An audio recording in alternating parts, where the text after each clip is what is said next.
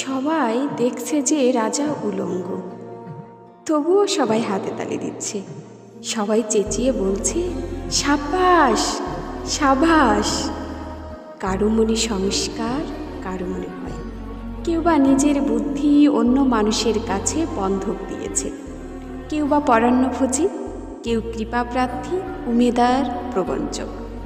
কেউ ভাবছে রাজবস্ত্র সত্যিই অতীব সূক্ষ্ম, চোখে পড়ছে না যদিও, তবু আছে, অন্তত থাকাটা কিছু অসম্ভব নয়। গল্পটা সবাই জানে, কিন্তু সেই গল্পের ভেতরে শুধুই প্রশস্তি বাক্য উচ্চারক, কিছু আপদমস্তক ভীতু, ফন্দিবাজ অথবা নির্বোধ স্থাপকই ছিল না। একটি শিশুও ছিল, সত্যবাদী সরল একটি শিশু। নেমেছে গল্পের রাজা বাস্তবের প্রকাশ্য রাস্তায়। আবার হাতে তালি উঠছে মুহুর্মুহু, জমে উঠেছে স্থাবক বৃন্দের ভিড়। কিন্তু সেই শিশুটিকে আমি ভিড়ের ভেতরে আজ কোথাও দেখছি না। শিশুটি কোথায় গেল?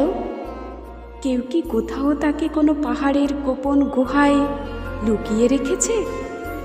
নাকি সে পাথর ঘাস মাটি নিয়ে খেলতে খেলতে ঘুমিয়ে পড়েছে কোনো দূর নির্জন নদীর ধারে, কিংবা কোনো প্রান্তরের গাছের ছায়ায়?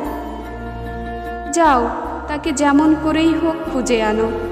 সে এসে একবার দাঁড়াক এই উলঙ্গ রাজার সামনে, নির্ভয়ে দাঁড়াক।